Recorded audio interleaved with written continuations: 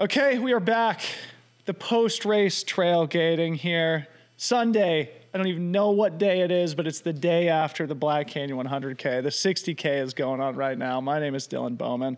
Behind the cameras, we got our boy, Ryan Thrower. Ryan, good morning. Good to see you, buddy.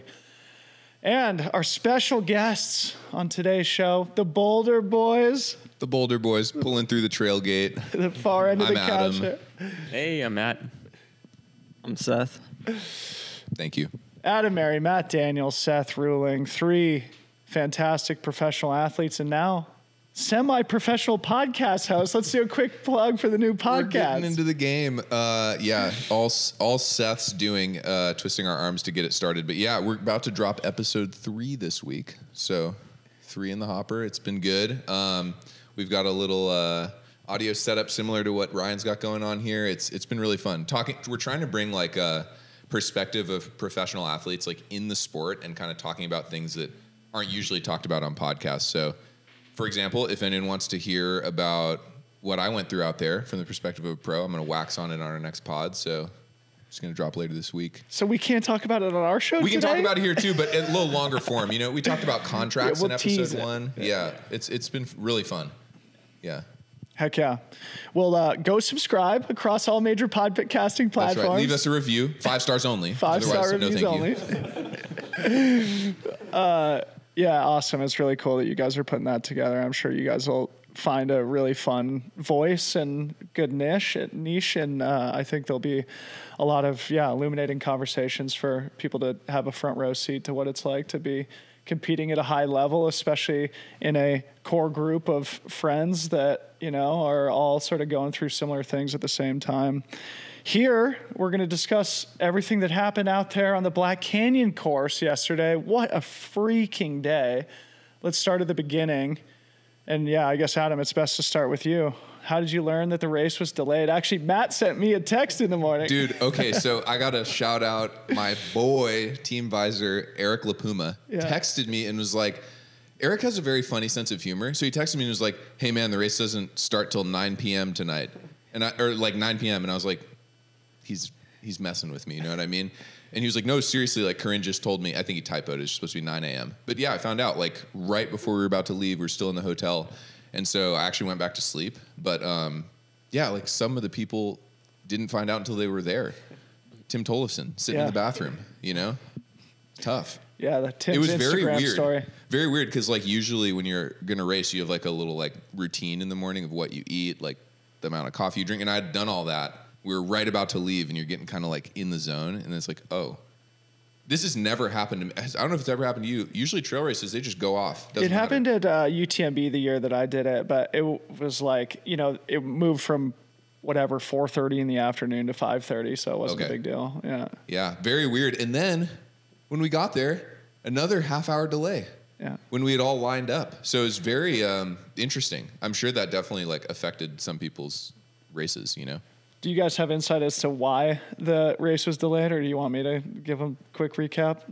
Yeah, I mean, a little bit. I guess initially it was delayed because the ice and snow on the course. Yeah. And I think they probably wanted, it's probably dangerous to start a race in the dark when the whole track is covered in ice. Well, no, it was actually the buses. The reason why the race was delayed is because the roads were icy. And the school bus drivers operate on, you know, I'm sure some sort of union contract or whatever. And they're like, no, we don't drive on roads when they're icy. So they delayed 2 hours. Yeah, absolutely. Yeah. Well, I guess we should say, there was snow and ice on the ground. It was a beautiful, incredible morning up there. And I guess for our viewing audience, if you picture Phoenix, obviously you picture like low desert, right? The race starts up there in Mayer, Arizona, at Mayer High School at an altitude of about 4,000 feet. Probably very rarely sees snow and ice on the ground, maybe once a year at most, I would think. I doubt there's ever been or ever will be a Black Canyon 100K that has snow and ice on the ground again. Cool. So just a little entertainment to get things started for the runners. A nice little 2.5 hour delay once you're fully caffeinated and warmed up. Nice little variable to throw in to keep you on your toes. Yeah, and then because it had snowed and all of that, dude, the conditions were insane, like the first 10 miles. Let's talk about that in a sec. Let's get Seth involved here too. maybe Seth and Matt, talk about your guys' like responsibilities as crew and pacers before we go into how things evolved on the race course and into Adam's race a little bit. Yeah. I mean, we were just like out there trying to take care of Adam, try to make sure he's like as warm at the start as possible, because it was pretty cold. It was kind of funny, like we dropped him off at at the start line, like 9 a.m. You're like walking up to the track, and me and Matt were like booking it down, trying to catch him on the road, like a little bit down. And then I hear somebody say 9:30. We're like jumping like barbed wire fences and stuff, and like hear somebody be like 9:30, and I like pull up the live stream, and it's like delayed another 30 minutes. So we come running back, jumping the fences, trying to get him his sweats on. Like it was I don't know, Adam. We get up to Adam. He's like cool as a cucumber, and me and Matt were like stressing out, trying to make sure he's comfortable. That was how it was for me too. Yeah. But yeah, and then we're just standing there, and like I don't know, 3 buses roll in. We're like, that's what's going on. So must have been stressful for all the people on the bus. Yeah. So I'm glad they delayed it.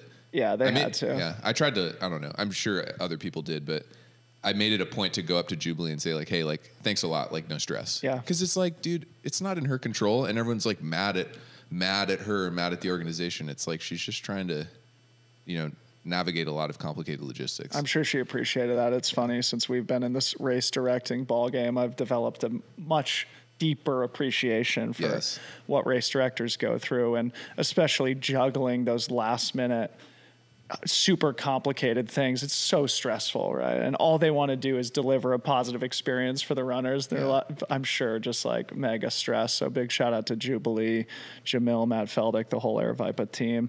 Eventually you guys did kick off. Tell us about the track. I heard it was sloppy. It was very sloppy. So I've run this race. This was the 3rd time. So every time the conditions have been different. Every time it seems to go out harder. It was like full send, dude. Like it was the most wild experience. So you do this like 3/4 of a loop around the track, total slop, get on the road, and then you kind of like get onto a little trail again for a second before you pop out on the road again. And I'm telling you, man, it was like 30 to 40 guys just like hammering as hard as they could. I saw a guy, I don't know if you've seen these, there's like a sinkhole. Like the trail is there, and then he stepped and like a huge hole opened up.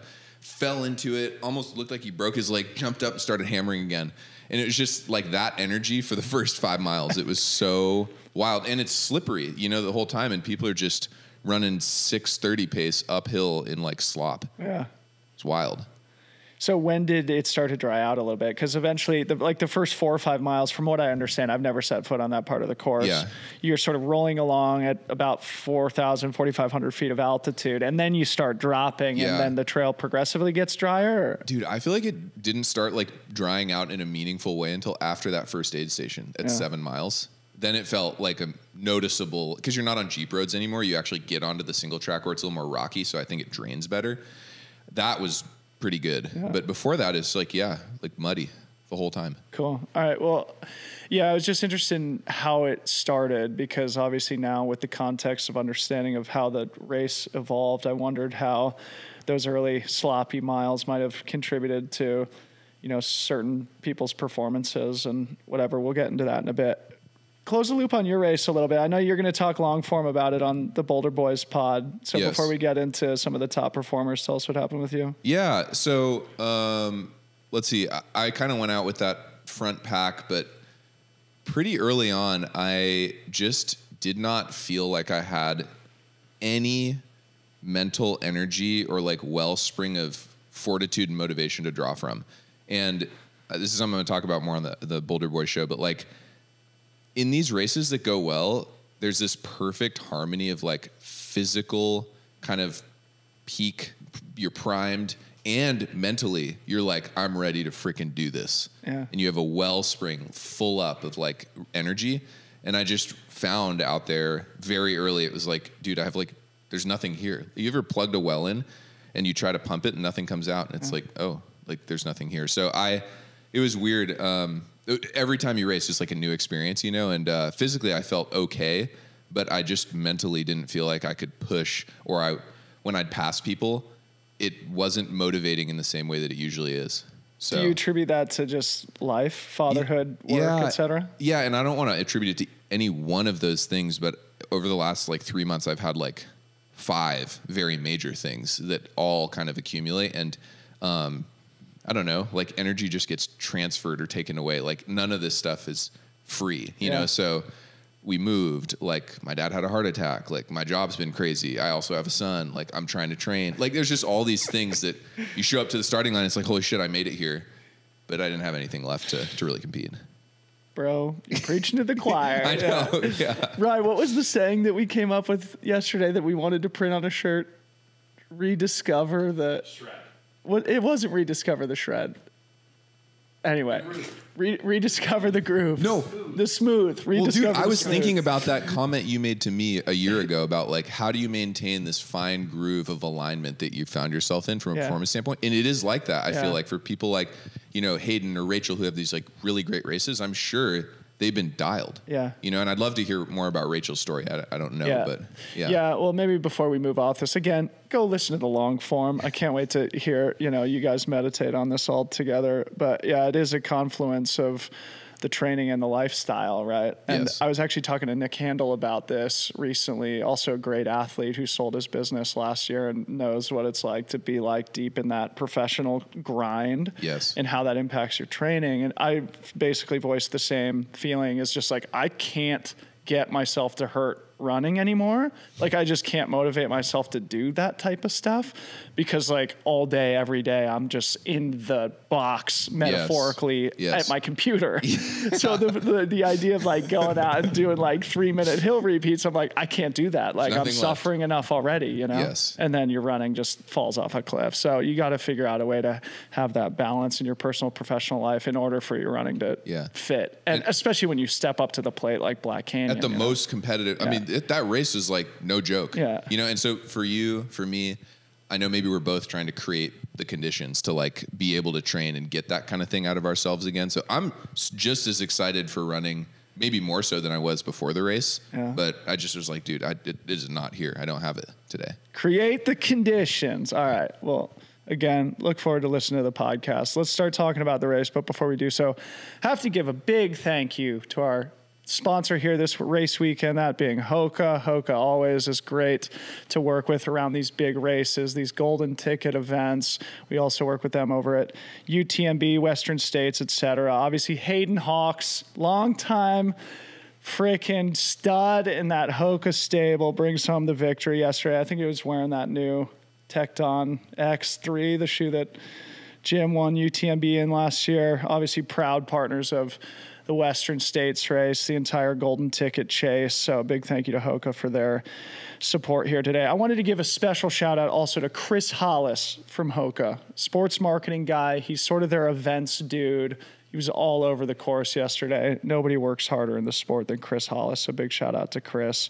Check out Hoka.com for all their great trail running footwear and apparel. I know they're launching that Tecton X shoe this summer along with the update to the Speed Goat, which is probably the most popular shoe in the game right now.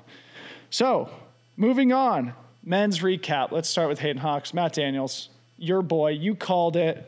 I know you're close with him. Talk about Hayden and his performance yesterday.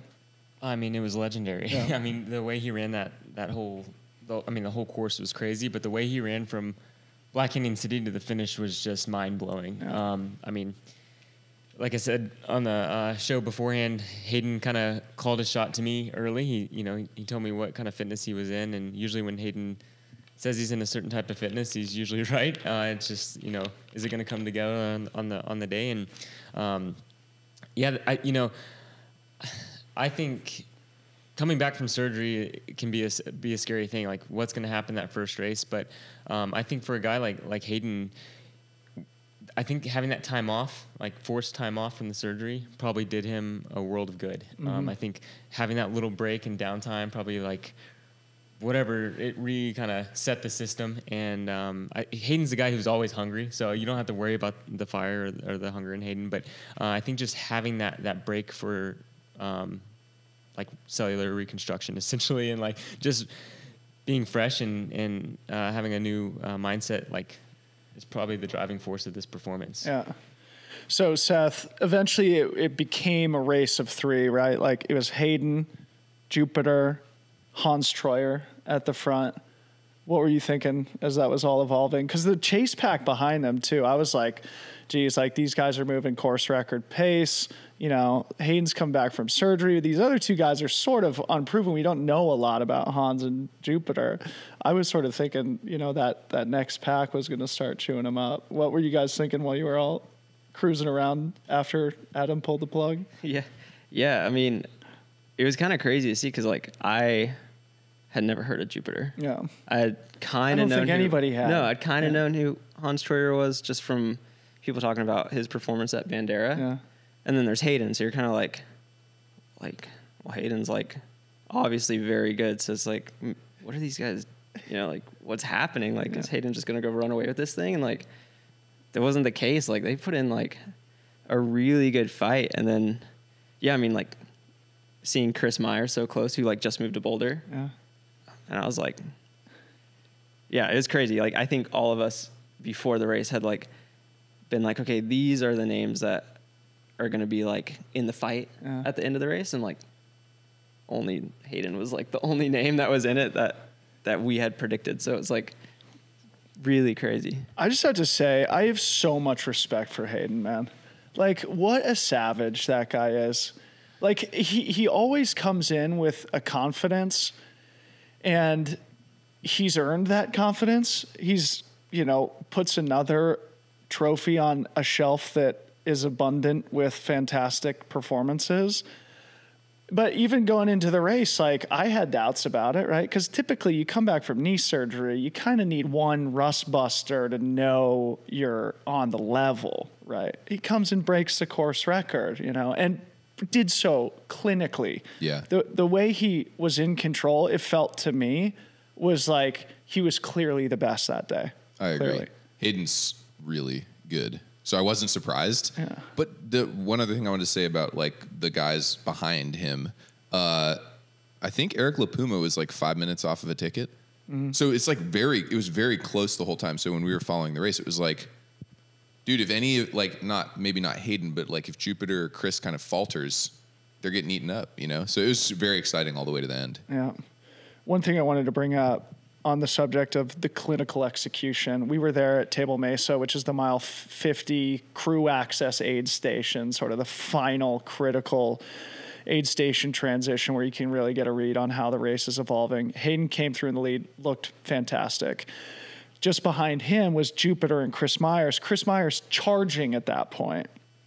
And Hayden ended up winning by 9 minutes. So he puts 7 minutes into those guys who were also having fantastic days in the last 11 miles. So just proof he truly was on a different level. He was totally in control of the race the whole time. Ended up, you know, again, 7 minutes ahead of Jupiter. I think he had like 13 on Chris when it was all said and done. So that last 11-mile stretch for Hayden was sick.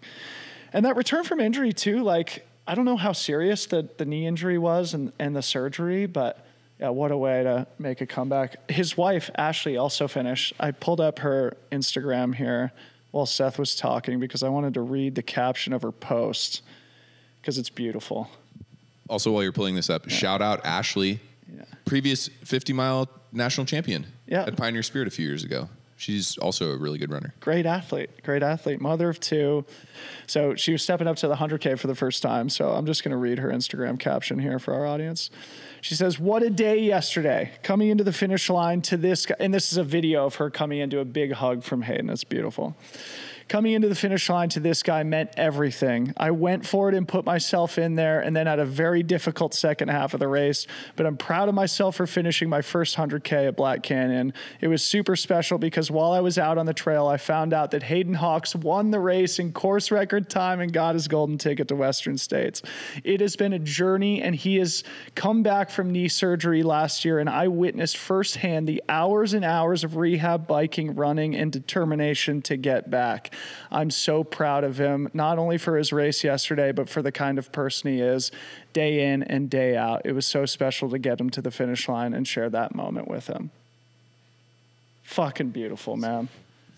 Yeah, I think that's something a lot of people watching the race maybe they don't see or realize is like at this level of running, 2-3 months off of running can wreck a career. I mean, you just lose sight of the guys that are training and getting fit. And so the work he put in and the sacrifices him and Ashley had to make, you know, with time away from the kids or, you know, whatever it may be, it makes a race like that so much more special, I think. So awesome. Yeah, I think like in all sports, that's what kind of separates like the greats from everybody else. Like being able to come back from injury or whatever and just like dedicate their like day to day to like becoming the runner they were and then surpassing it.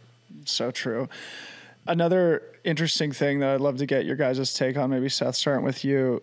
When I was out there on the course with Bumby last night, you know, he's suffering. And this dude is an absolute thoroughbred, right? Introducing himself to 100K and into an ultra marathon for the first time. And he's like, man, like, I've just never really run terrain like this. And I was like, yeah, I know, man. It's like, it's just a different ball game. And if you're not used to it, he was complaining about like cramping. He's like, I can't lift my feet up, my hip flexors, et cetera. And it brought to mind, because I knew that Hayden was in the lead and I had assumed he had finished and won at that point, about the importance of specificity in our training, right? Because Hayden lives in Cedar City, Utah, not that far from here, desert Southwest, very similar terrain and trails, I'm assuming, to what they have here in Arizona. So maybe something for us all to discuss here is just like that importance of the specificity in training. And like, you know, it's probably not a coincidence that somebody who trains on that type of terrain every day was by far the strongest dude in the field. Yeah. I mean, I think now, especially now when the sport's like as good and fast as it is, it's like specificity is like the difference that I think can make, you know, you're like, you win the race or you're outside the top 10. I mean, it's like Bumby, when he was training on the track, I doubt Jerry Schumacher let him go run trails. That was like a thing. You're running track, you run pretty flat, you know, easy for trail runners, easy terrain. And, and then I think it's the opposite for trail. It's like, if you're not out there, especially this stuff, like it's a mountain bike trail. Yeah. Like it's made to be fun and flowy, which is really fun on a bike, but beats you up if you're running it. So, it's funny though, but even like for me, thinking about living in the Bay Area, right? And then coming out here to a place where, you know, you're going to be exposed to the sun the whole time. It's rockier, more technical, looser.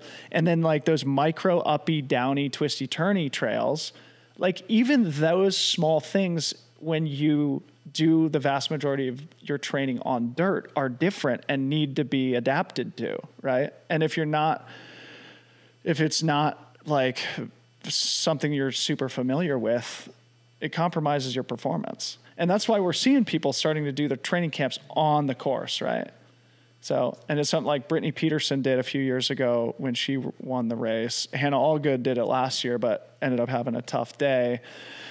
Hayden did it this year, came out, ran the whole course, did his crew transitions, full dress rehearsal, and boom, sticks it.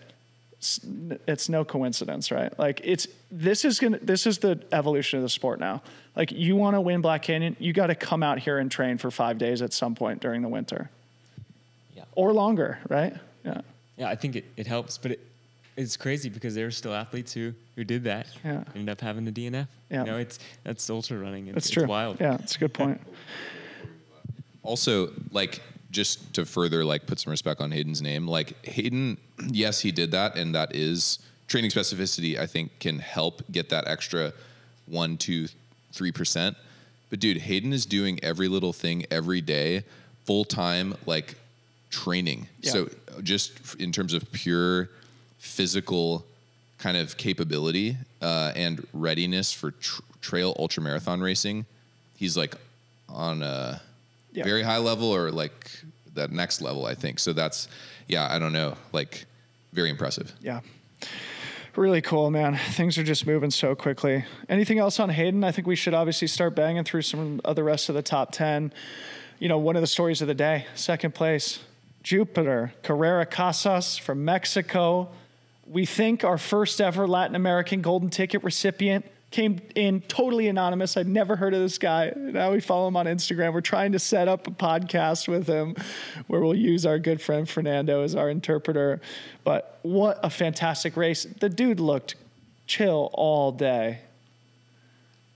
Yeah, it was wild. I as soon as his name was starting to kind of be in that top 5, top 3 position, I immediately went and tried searching him, and lo and behold, the guy's just been ripping the scene in Mexico. And so it's like, this all makes sense, It's like coming here trying to like make a name for yourself in on the US scene, and it was really freaking cool to see. So cool. Yeah, I don't speak Spanish, but I think in the post-race interview, it said something about like he was the champion of all the races in Mexico. Like I think that's how it translated. Yeah, it's crazy. Like we were sitting on the couch last night.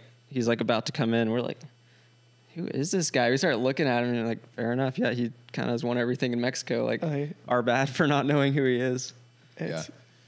Super dope to see him run such a strong race. And Debo, I appreciate you just, highlighting the fact that it's like maybe the first Latin American runner to receive a golden ticket. It's like that, seeing diversity kind of come into the sport like that at the higher level is super exciting. So I was pumped to see him come through like that. And what a great addition it's going to be to the Western States field too, right? Yeah. We can talk about that later.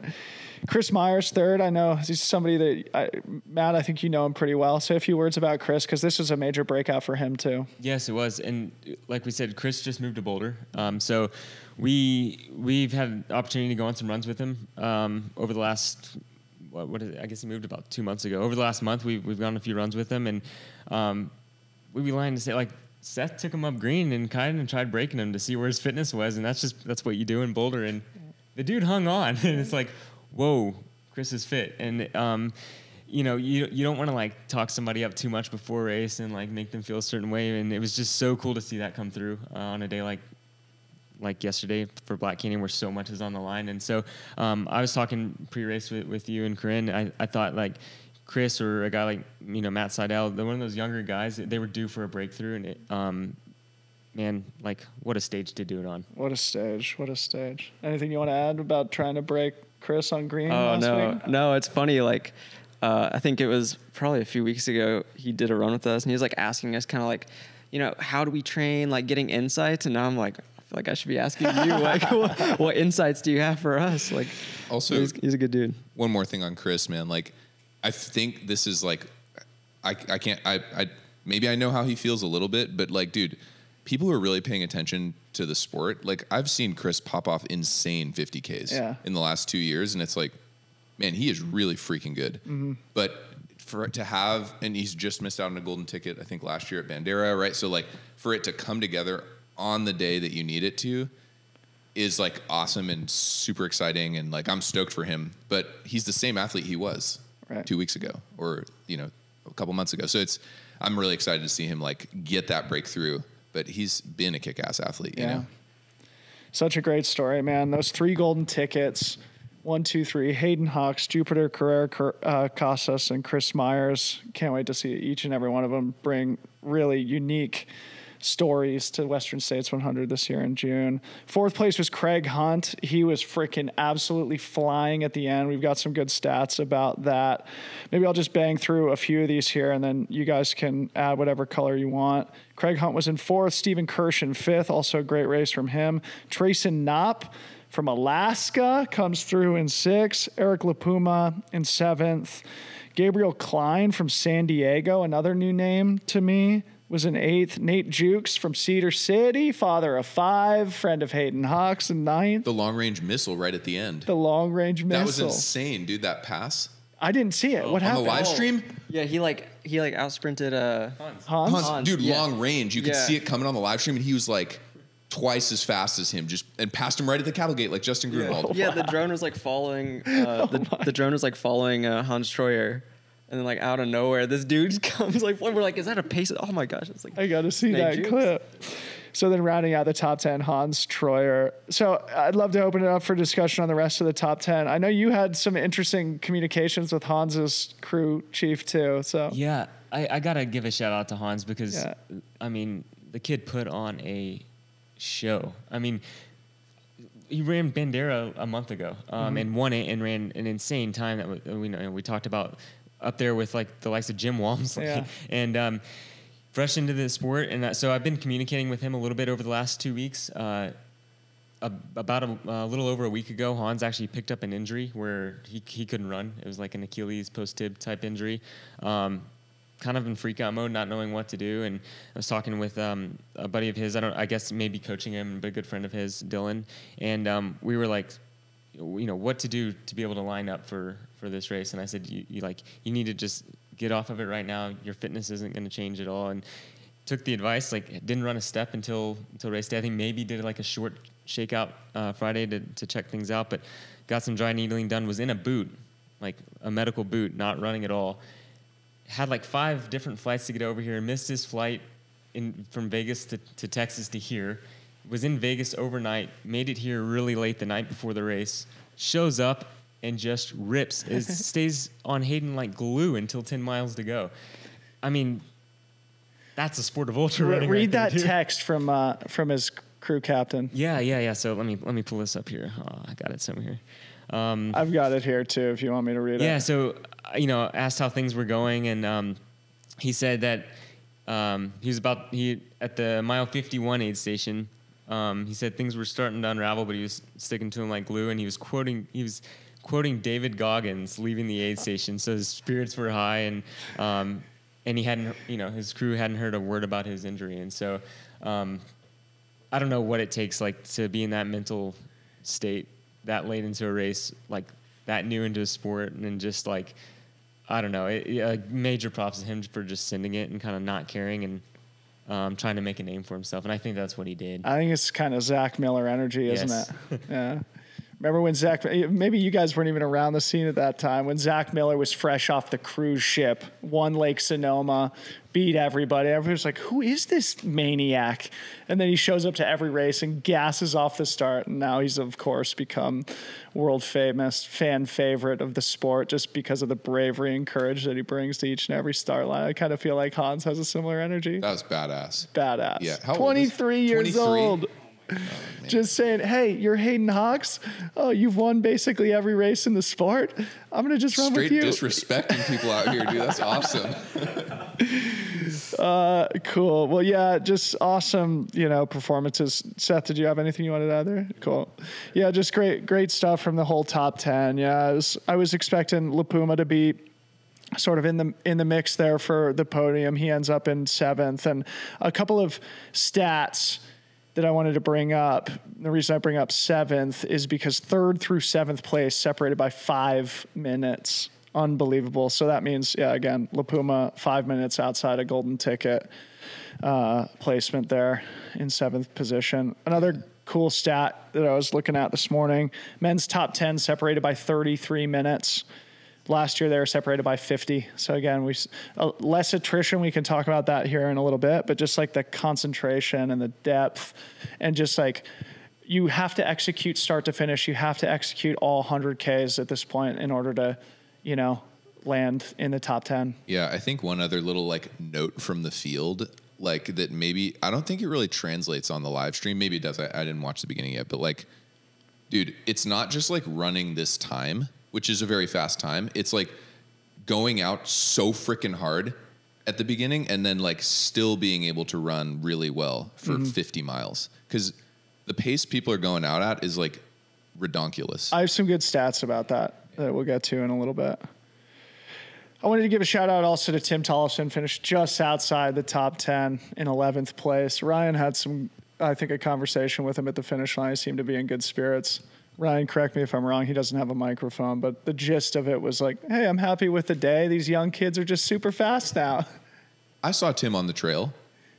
Here, I'm gonna let Ryan go first. Oh no. Yeah, I saw him on the trail. He and Rod passed me at one point, and I made a comment he said to me, actually, he was like, did you kick the hornet's nest? And I was like, no, man, this is crazy. And I was kind of man, I'm surprised you're not up there, because I remember at Pioneer Spirit a few years ago, 50-mile championship, he led the race out like that, sent it so fast. And he was like, well, I've gotten wiser, and I actually like watching people blow up now. So it was really cool. I was stoked to see him hold it together and run a really strong race. Yeah. Yeah.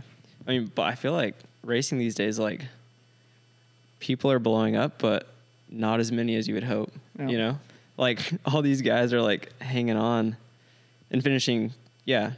Top 7 within 5 minutes of third. Like that's crazy. Yeah. I mean, like they all went out hard. Yeah. It's just crazy. And yeah, I mean, just like if you miss a little bit, you're outside the top 20 at a race like Black Canyon now. When I was coming up, you miss a little bit, you're still like 5th, you know? Yeah. Anyway, anything else on the men before we move on to the women? Okay. Geez, another burner in the women's race. Heather Jackson, as she always does, trademark strategy, hit the gas early. She was in control of the race, at least through Bumblebee and then beyond, running her quintessential front running style. I was talking to her husband Waddy at the 50K aid station, Deep Canyon Ranch, and I was thinking back to her triathlon career. I was like, she does go out hard, but even in like triathlon, she never really blows up. Like she's just a very consistent performer. She blew up a little bit yesterday. We love Heather, obviously. One of the things that Waddy said though is that, because she always came out of the water behind the leaders in triathlon. So she's so used to just always having to be full throttle as soon as she jumps on a bike. So, and then, through the run transition too, like, cause she's always coming from behind. So here in trail running, she's always starting at the front because she's used to that full gas strategy from the start. Of course, our women's champion, Rachel Drake. Matt, maybe you get us started. Yeah. I mean, I think we all saw it coming. we all had the predictions, that Rachel Drake would be on the top of the podium. And, she just has put so much into training and being ready for this race by, skipping out on the Olympic trials and that sort of thing. And so, she put it together, and another just textbook race. Her splits too were some of the fastest historically, through different sections. I think, Liam Aid Station Fireball has a lot of good stats on that as well online, but, just an incredible day. I'm here looking on the, her result actually for some reason isn't popping up on the live results page, but she was maybe just outside of the course record. 2 minutes back of Keely's time from last year, and Keely was pacing her. Yeah. How cool is that? Yeah, such a good run, and of course, like I think, we kind of saw the writing on the wall after like her insane race over in Hong Kong a couple weeks ago, and then her crazy fast marathon before that. It was like just all building up to this moment, and maybe this is part of the build up to something special at Western States. Who knows? Was this one of her like first 100Ks? She hadn't run 100K since 2019 CCC. Okay. So 3.5 year hiatus. It's a good, really good result coming back into the 100K. She's so talented. Yeah. And just to like double tap everything that's been said, but like such an amazing run, such a great time, but also like a quick parent moment. It's just like to be a mom who, like has a young son, caring for him, gave birth, breastfeed, all that stuff, right? I'm a dad, but it's like next level for, a mom who's had to physically go through the birth process. It's just so inspiring, impressive. I was so stoked to see. I was kind of looking over my shoulder when I was like about to drop out. I was like, dude, she's probably right there. Yeah. She was running really freaking fast. I was going to bring that up later. I don't know if Jupiter has kids, but Hayden obviously. I think he does. Okay, so we had 2 dads and 2 moms on the podium. Hell yes, dude. There's mom hope strength and for dad us. strength. Yes. It's real. No, it's not. At least not for me. But, obviously, like Tyler and Rachel, they're on an absolute heater right now, and they've got an 18-month-old baby boy. I couldn't be happier for both of them. I was talking to Tyler at the finish line last night. I was like, so who's running Western States? He's like, yeah, probably both of us. I was like, yes. So dope. Like, what a great story going into Western States, too. Another fun anecdote from the field that gives an insight into, I think, what it takes to win races like this. We were at Deep Canyon Ranch again, 50K or so on the race course, the crew access aid station.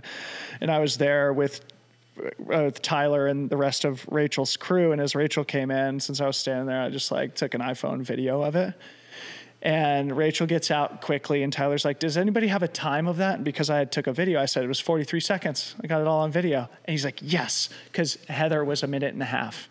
And so, it's just like, I think a great example of where you can get a 45-second advantage. It makes a big difference, right? Yeah. I was gonna say it was the same thing on the men's side. I was watching videos of Hayden coming through aid stations, not even stopping. Yeah. Literally a bottle exchange with his crew. So, right. That's part of the reason why races are getting so much faster and the sport's changing. It's so interesting, right? Because typically it's just like you start your stopwatch when the leader takes off, right? They're actually timing the leader's aid station transition so they can compare to their own. It's like Formula One shit, isn't it? It's amazing. Crazy. And like, if you look at how close Becca Wendell was to Rachel Drake, it's like, you need to have fast transitions. That's the difference between winning and getting second place these days. They were basically together at the last aid station, right? Yeah. It's crazy. 20 seconds at the last aid station. Rachel won by 5 minutes. So again, and last year we'll all remember Keely, Heather, and Ida were all basically within a minute of each other at this last aid station. Yes. It's coming down to the wire. And it's so crazy too, like the commentary on the live stream about the fact that in 100K, so like 8.5 hour race, there's still like decisive moves that get made. Like Rachel kind of going through that mud and the river transition, like, making that move on Becca. It's just so cool that it's still like transitions matter, actual moves matter. It's not just like, whoever's fitter is just going to run faster. Mm-hmm. One thing that came into my mind is that this is 3 out of the last 4 years Portland, Oregon has won a race because Tyler won, Keely won, now Rachel won. So shout out to the PNW. Portland, Oregon shows up to Boulder's the desert. kind of lacking out here. We got to get our shit kind together. Kind of deletes what I said earlier about the specificity thing. Actually, like the Wildwood Trail in Portland is actually very similar, just much wetter. Okay, big shout out to Rachel Drake. What an incredible run. Again, I think the second fastest time in history. It must be after her good friend and pacer, Keely Henninger's fantastic course record performance last year. Becca Wendell. I don't know much about her. I was talking to David Roche out on the course yesterday about her. She's a swap athlete, Fort Collins. I think she's doing her PhD work at Colorado State University. Any of you guys have color on Becca? Honestly, no. I don't know much about her either. I think, coached by either David or Megan, you can probably count on them having a really good day. And so not surprised, honestly. I mean, I'm surprised, but not surprised. It's really cool to see kind of a new face to me shine on such a big stage. I'm just pulling up some of her. It's so dope. I mean, the fact that none of us really know who she is, like, it's just so cool that someone like that who's doing the work behind the scenes can just come out here and pop off. I mean, that's like such a strong run with a world-class athlete like Rachel, sponsored by Nike, big world-class results. And it's a cool part about the sport. Yeah, when Rachel and Keely passed Bumby and I on that like kind of final climb, I guess probably 4 or 5 miles outside of that. We were probably about 55 miles into the course at that point. And yeah, just like, it was so crazy how close they were together still at that point. Obviously the aid station, they were separated by whatever, like 20 seconds. It was probably 2 minutes at that point. Rachel sort of tried to break the elastic officially, but competition all the way to the end. I just pulled up some of Becca's results here. It looks like in 2021, she was 5th at the Canyons 100K, 2nd at the Rut. She won the Bear 100 miler in 2021. I don't see any results from last year for her. So I don't know if she was dealing with injury or something like that, but sort of like the Hayden Hawks story. If she took a whole year off of racing, what a way to jump back into the competitive scene. A second place golden ticket here at Black Canyon. Unbelievable. Yeah, I was kind of creeping on her Instagram. It looked like she's a PhD student, possibly too. So maybe that was, I mean, to be able to do any of this stuff while doing something like getting a PhD is incredible. I am now. I just moved over to Ultra Sign Up. It looked like she did run a trail marathon in October of 2023. So other than that, no race results that I can see from last year. So kind of like Katie Scheid vibes, getting her PhD. Yeah. And slaying races. Unbelievable. Epic. So many PhD. John Ray's a PhD guy. There's, then there's John Kelly and all those Barkley postgraduate degree people that Maybe I need to go back to school. It makes me feel like such. Look at us. We're just podcasters here. Lowly podcasters. Just lowly podcasters. Okay, moving on. Laura Puretz. Matt, I know you know Lauren well. Talk about her and her performance. I mean, the performance of the year. I mean, it was incredible. So she's, like I mentioned on our pre-race show, she's one to watch out for. She's been close to golden ticket and a lot of golden ticket races, but they haven't been quite as competitive as this one was.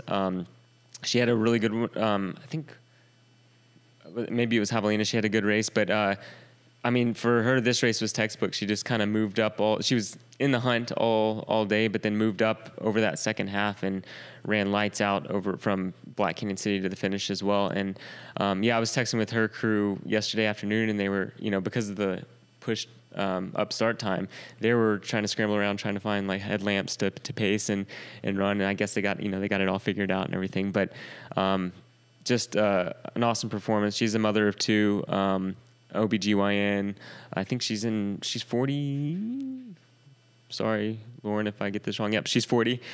So, Colorado Springs. Cool. Just had an awesome day out there. And so, really pumped to see that. And I saw it coming, so I'm pumped to see it actually come to fruition.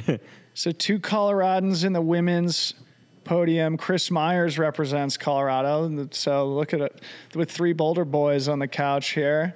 Take home 3 golden tickets back to Colorado, my home state, too, I should say. Laura Puret's also an Aravaipa racing team member. What a great story there. They've got to be stoked. They've got to be really pumped. She'll be rocking the Aravaipa racing singlet at Western States here in just a few months. So that's your women's podium. Rachel Drake, Becca Wendell, Lauren Puretz. Is she the first Aravaipa team member to get a ticket? I'm not sure. Back Ware might have been running for them back when he got one. Yeah, that's probably the case. Yeah. All right, let's bang through 4 through 10, and you guys can add whatever you want. 4th place was Jenna Bensko, who was 4th at Gorge last year, bringing home a 4th place here at another great 100K. Kat Drew, Canadian, came through in 5th. Another Canadian, Genevieve Aslin Demers in 6th. Tara Dower in 7th. Anna McKenna, Australian, in 8th. Riley Brady in 9th. And Marcy Klimek, who is Corinne's dark horse, rounds out our top 10. Anything else on the rest of the women's top 10? Any of those names you guys want to talk about? I just think it's crazy that people from Canada are coming down with so much success. Yeah. And I don't think this is the first year. I feel like Anne-Marie Madden did it a couple years ago. People try and escape the winter, I think. Yeah, it's impressive. If you haven't seen it yet, there's a picture floating around of Tara Dower post-race.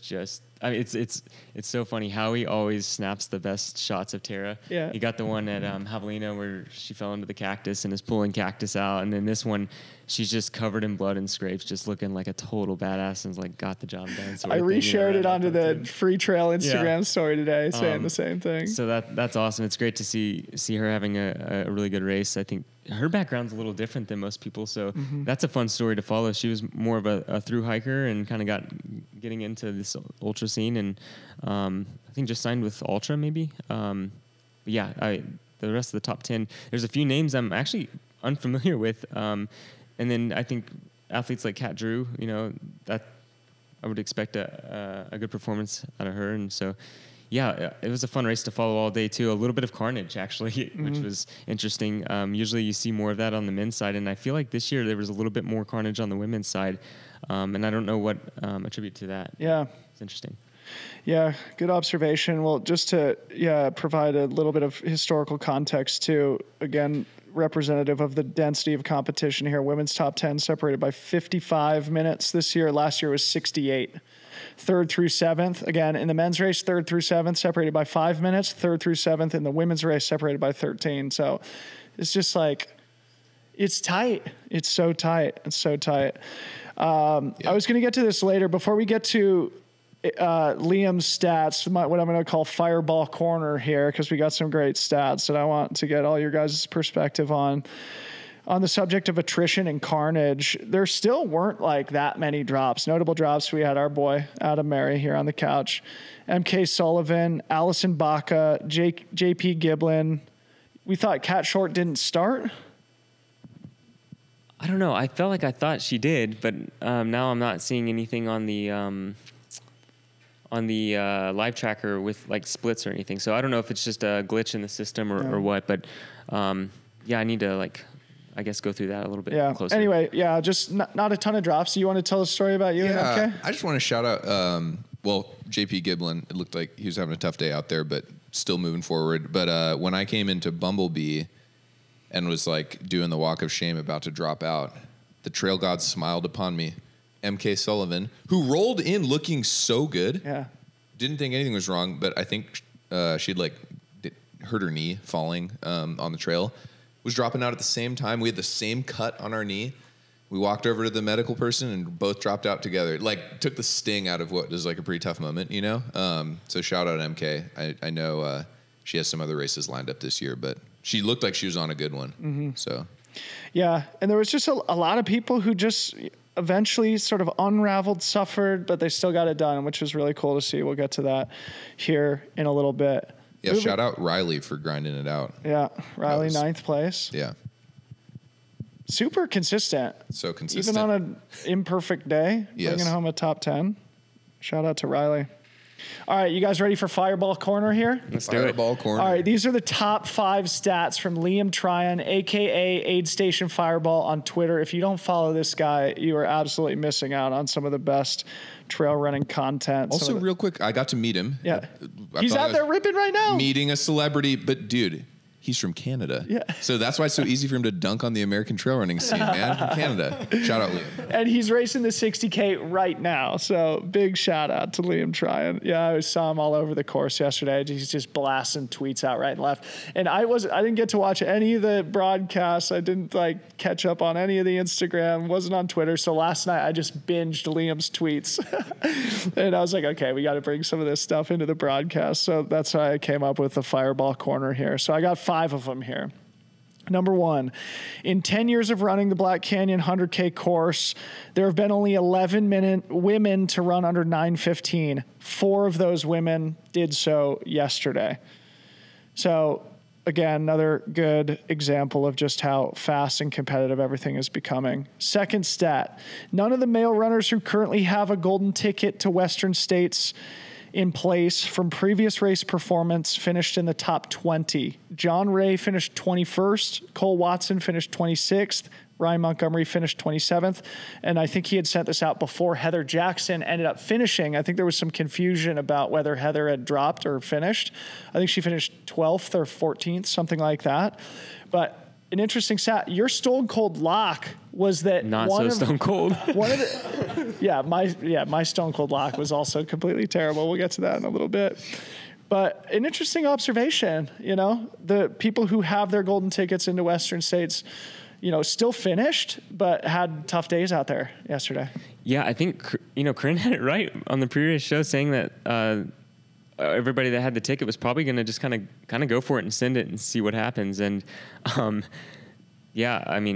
kudos to Corinne for nailing that prediction. I wonder if that stat would play out across other golden ticket races. Because, I do feel like you really, really, really have to want it, So maybe, there's a lot of variables that go into, having a good day or not. But, those guys already had their spot, so, Yeah. Easier to ease up. Totally. Yeah, well, I don't know. I just think, when you see someone of John Ray's caliber finish 21st, and then Cole Watson 26th, Ryan Montgomery 27th, it's just geez, man, where would I have been? In the 50s. But, like I was saying, people were going out so hard. Yeah. There's carnage, and shout out to the big cat for getting it done. Yeah. All those guys for getting it done. All of those guys. They didn't need to finish. They could have easily packed in, focus on Western States, already got my spot. Nothing to prove. Yeah. None of those guys. Go do some other race, or get straight back to training. Yep. No, finish it up, suffer a little bit, take the humble pie, learn, and then we go back to the drawing board. Yeah. Awesome stuff. Third stat from Liam. Between Black Canyon City and the finish, Hayden Hawks had the fastest split ever, 3 hours, 11 minutes, 15 seconds.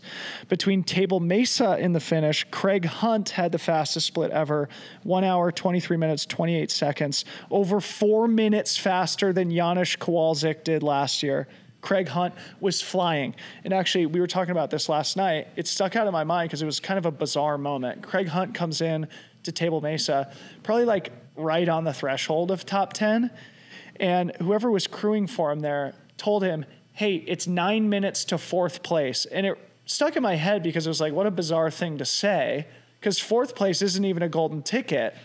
But his crew made a point to tell him 9 minutes to fourth place. He finished in fourth place, running the fastest split ever in those last 11 insane. miles. Well, shout out Craig Hunt. I mean, like, that's indicative of like a tough mind, but also like maybe a great 100-mile performer. Yeah. I mean, like at this type of a race, he would have gotten him. It's a good point, right? Because let's see how far back he was at the finish then. Yeah, he was 16 minutes back of Hayden when all was said and done. So, but interesting. Yeah, 3 minutes behind Chris. Yeah. 3 minutes to a golden ticket there for Craig. Wow. Insane. So cool. All right, fourth stat from Liam. No runner has ever been further back than third place through Black Canyon City, mile 37, and still won the race. Wow. You got to be in the fight, right? That rings true. That's sort of when things start to devolve for a lot of people, too. I recall last year when the crew access aid station was Black Canyon City rather than Deep Canyon Ranch, it was triage unit there. Tons of people falling apart at Black Canyon City. Yeah, a stat like this is something we're starting to see in every major trail race. Is there's a point in the race where if you're not in that top three or whatever, you have no chance at winning. I mean, seeing it at UTMB, yeah, it's pretty interesting. Also, I don't know how different this is than 5 years ago, but the difference between winning and third is a big, meaningful difference. So if you're trying to get third, that's a lot different than trying to win, Right. Very good point. Fifth and final stat from our good friend, Aid Station Fireball, Liam Tryon. Since 2016, 15 men have run under 8 hours. Of those 15 finishers, 8 of them were from this year. Sports changing. Sick. Sports changing. What do you think about the conditions? Because clearly it was like a low 50s day in a place that spends much of the year in the triple digits. Dude, but this is the weird thing, The data doesn't always tell the full story. Yeah. It's like the conditions in the first 10 miles were effed up, dude. Yeah. Like slow, bad. And then it felt warm, dude. Like coming into Bumblebee, I was like, man, it's starting to get a little bit warm. So I can only imagine, like, as the day unfolded, probably heated up a little bit more. Maybe it was only 50, but maybe the real feel was like a little bit hotter. Yeah.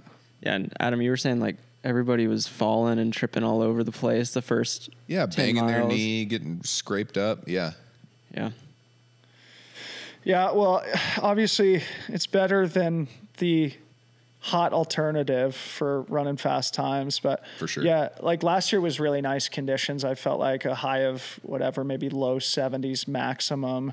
We saw both course records go down last year. This year we see that one course record go down microscopically. Hayden took, I think, 2 minutes off Anthony Costales, and then the opposite in the women's race. Rachel was 2 minutes off Keely's time. It went to something that we were saying on the broadcast, the pre-race show, about how Hayden was saying maybe 7:20, and I said, I could see the course record going down, but if so, it's going to be a smaller margin. We're not going to see another 20 minutes come off like we saw Anthony take from, I think, Sage Canada's time. Any other final thoughts on the elite races, the elite fields, before we transition to talk about how terrible we all were at predicting everything? No, it was just like, it's getting more and more entertaining following these races. Like, I love unpredictable stuff, and like, the sport is getting entertaining and fun to follow. So fun. Good point. And it also like feels like it's getting higher stakes. Like as a pro who's signed up for this race before, like, I don't know, looking at the start list this time and seeing how the race unfolded, I got nervous thinking about signing up for this race in the future. So, yeah, it's kind of fun to be a part of. Yeah, and to just like build off that, like big shout out to Jamil and Oliveira Vipa for building this race into what it is. Like I raced Canyons last year and got a golden ticket. It was not anywhere near the chaos that ensued yesterday from an elite perspective. They're just like not the same density, not the same, I don't know, like insanity of racing. And I think that's really cool that Aravaipa has like built this race as like, this is the barn burner. Yeah. This is where everybody comes to like freaking send it in February. So it's really fun. Yeah. I was going to say that too. Yeah. I think this being the super golden ticket race where we go 3 deep, I hope we continue to do that. And I will advocate for that in the coming years because they've absolutely earned it. They put on a great show, a great live stream, celebrate the front, middle, and back of the pack. But man, the front of that race yesterday, it puts it in a league of maybe a handful of races worldwide that has that type of a field on a single day with great media and storytelling around it. It's just fantastic. And on that note, they're going to be broadcasting the Big Alta in 2 weeks. Let's go. Yeah, so we've got Mountain Outpost team broadcasting both the Big Alta and Gorge Waterfalls this year. So very excited to collaborate with them on that stuff. Okay, moving on. Let's talk about how terrible all of our predictions were. My stone cold lock of the day was that Ryan Montgomery would be in the top 5. He finished 25th. Matt's stone cold lock was that there would be a golden ticket roll down. In other words, one of our golden ticket possessors would finish in the top 3. That didn't happen. Corinne said that there would be 40 men on course record pace through the mile 12 aid station. Did that happen? It must have happened. Yeah. I don't know if it happened. It must have. Yeah. Shout out to Matt Seidel for sending it to Bumblebee. That was crazy. I just couldn't believe. I mean, again, shout out Matt Seidel. But it's just like, he strung that field along. I mean, there were so many guys running so fast. I gotta look. He single-handedly blew up half the pro field. Yeah. He finished 19th. Heck yeah, Matt. Way to swing for the fences. Good for him, man. He was both of our sort of like potential breakout performers. So Matt Seidel leading through Bumblebee, big smile on his face. He's such a sweetheart. He's a Bay Area guy, so run with him occasionally. He's a very adored member of the Bay Area trail running community, and he put on a show for us. And, you got to take your swing, You got to take your swing. Send it, right? Also, I love this Stone Cold Lock segment, Debo. You got to keep doing this. Stone Cold Lock. It's fun. It comes from sports gambling, So I'm unfortunately an expert on these things. I understand. Yeah. Speaking of we already decided we're going to the Kentucky Derby. Me and Matt Daniels. All right. Speaking of being an expert, I'm an absolute terrible fantasy player. I finished 735th out of 1,135, edged out by my boy Ryan Thrower, who finished 1 spot ahead of me somehow, 734th. So Ryan's got the bragging rights here. Matt, you did pretty well. You were top 200, right? Yeah, I think I was 130. 130. That's actually really impressive. So we had 1,135 fantasy players this weekend. That's our 3rd biggest ever. Wow. 3rd biggest ever. And I would have played. I usually don't play when I'm racing, but I've played before. It's really, really fun. Super fun. We had Arden Young, who was in the race yesterday. I think she was just outside the women's top 10, like 11th or 12th. She finished 2nd, I think. She was 2nd in fantasy. So Arden Young just outside the top 10 actual finishers, but 2nd place in fantasy. Brett Hornig and Leah Yingling were both in the top 10 in fantasy. And this is a good stat too, our community picks. And what that means is that we take the average of all those 1,100 picks to figure out what the global trail running consciousness is predicting. The community picks would have finished 448th. So we all suck is the point I'm trying to make. The one person who doesn't suck, a man named Steve Josepher. He's now the overall leader in the on the leaderboard for fantasy, back-to-back podiums in the Desert Golden Ticket races. He was also in the top 3 at Javelina. And I think he finished 2nd overall in all of the 2023 season. So shout out to Steve. You have to know something that nobody else knows to pick this race like that. Right. I mean, like, incredible. It blows my mind. Like, I host podcasts in these shows, and I'm like pretending to be an expert, and I finish in the 700s. Like, this is so embarrassing. But I guess maybe a final fun thing from fantasy. There's a guy named Jim Walmsley. Not sure who he is, but I've heard he splits his time between Arizona and France, who's now 6th overall on the 2024 leaderboard. What can't this guy do, you know? What can this guy do? Yeah, Harmony put up an Instagram story, I think, today saying, like, what do you think Jim's prouder of, the UTMB victory or being 6th overall in fantasy?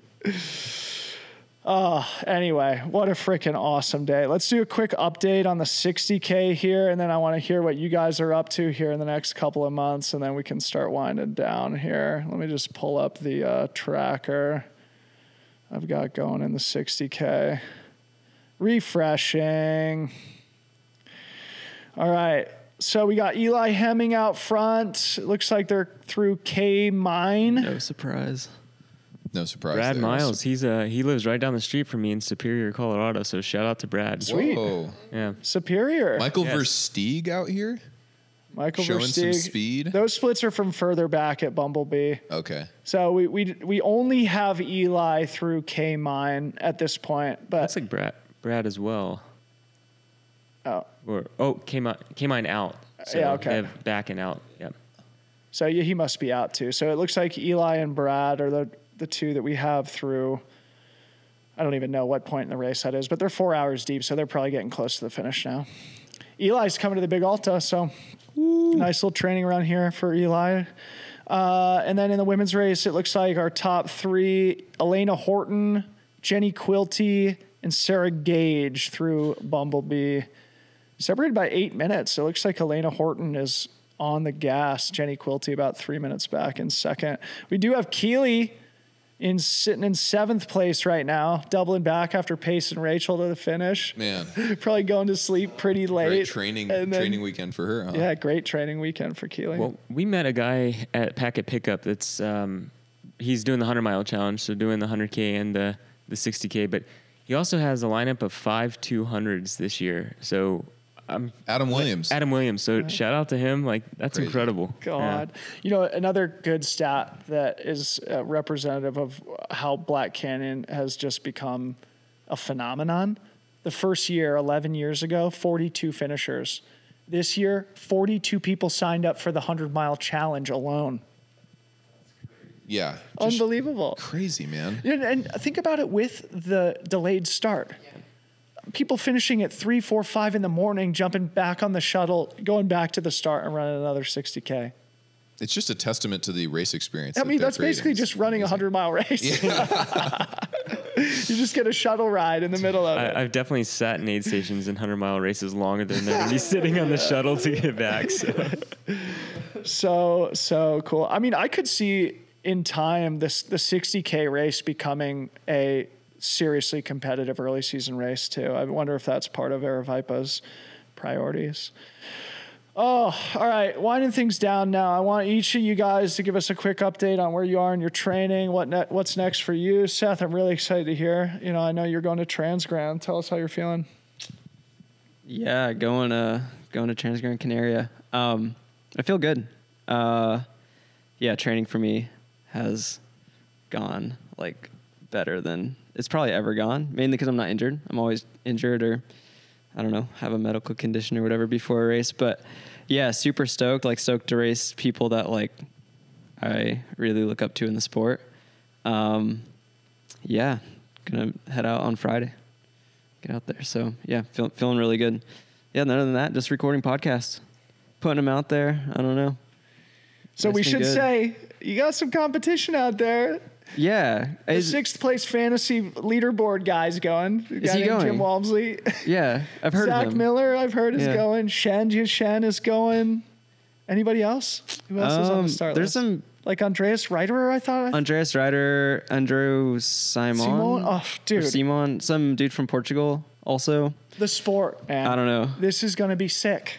I try not to think about it because it's a little intimidating. But it doesn't matter because it could be all those guys or none of them. Seth's sending it up the first climb, dude. Yeah, as long as I get the KOM on the first climb, we'll be good. Heck yeah. Matt, you're next.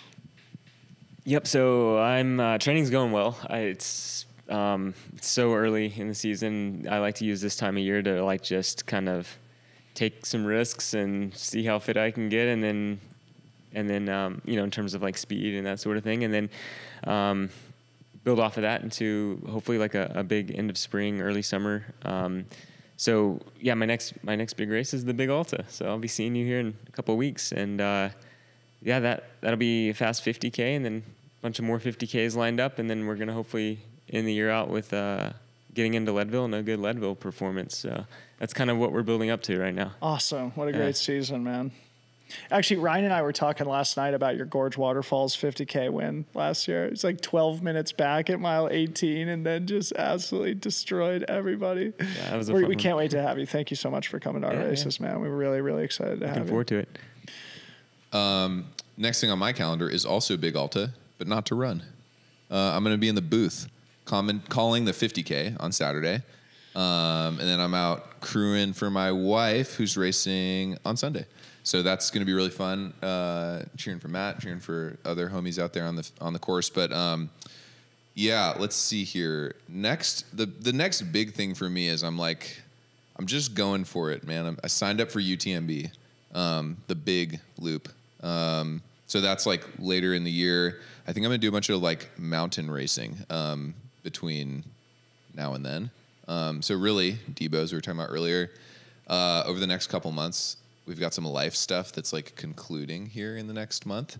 And so I'm looking to get back in that fine groove of training and get aligned so that I can be fit and ready and happy. We should have a monthly dad's check-in where you and I just, make sure we're doing okay. I love it. Yeah. I love it. See how, the fatherhood thing's going, hold each other accountable on our training. I was going to say we should include Tyler Green in that, but I don't think he needs it. Yeah, man. He's freaking sending it. He doesn't need it. He could be our coach, I guess. Yeah, exactly. Damn. Well, dude, it's freaking so fun to do this. Should we conclude with our Super Bowl picks? It's Super Bowl Sunday now. I can go ahead and rip the Band-Aid off here. I think the Chiefs are going to win. I think Mahomes is dynasty material. Andy Reid walks off into the sunset after being the dude who couldn't win the big one, takes home his third Super Bowl here this evening. I think it'll be 27-24 Chiefs. And I'm a Denver Bronco fan, so I'm supposed to hate the Chiefs, but I root for players more than teams in these situations when the Broncos aren't playing. So I hope to see Mahomes keep the dynasty rolling. Yeah, I'm with you, Debo. I'm a big Andy Reid fan, and so I got to pull for the Chiefs. I'm hoping this isn't the end of his coaching, and if it is, I hope he retires and comes out of it and coaches my Cowboys. So that's what I'm hoping for. But yeah, I'm pulling for the Chiefs tonight. Yeah, awesome. Yeah, I honestly have no idea who's going to win tonight. I haven't kept up with football in a few years, but I can make a solid pick that Taylor Swift's going to take the W no matter what happens. There's all sorts of prop bets going on about how many times they showed Taylor Swift during the broadcast. People bet on that. There's going to be a split screen. It's just going to be on Taylor Swift the whole time. Like ESPN2 it will almost certainly be the most viewed Super Bowl in history, and I think attribute a lot of that to the Taylor Swift situation. We just Special moment. We need to get her to date a trail runner. Yeah, right.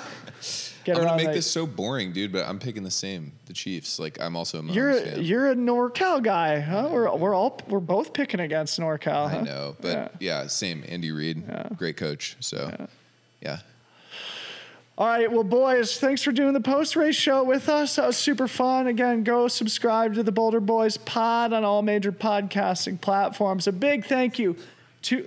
Oh, and make sure you subscribe to our YouTube channel. Thank you, Ryan, for reminding us. Yeah. We need a camera on Ryan during these because he's jiving over there, running around, making it happen. We're talking about doing more, having a more regular kind of live show like this from the garage over there in NorCal. But I do want to say a big thank you to our guy, Ryan Thrower. Absolute MVP performance this weekend behind the cameras. He was hustling all over the race course yesterday. That is my dude. We love him and appreciate him deeply. Also, Harmony, we missed her all weekend. She crushed it doing social media remotely while wrestling an 18-month-old baby boy who's becoming increasingly more of a maniac. So we miss you, Harmo. Adam Mary, Matt Daniels, Seth Ruhling. I'm Debo. We'll see you guys next time.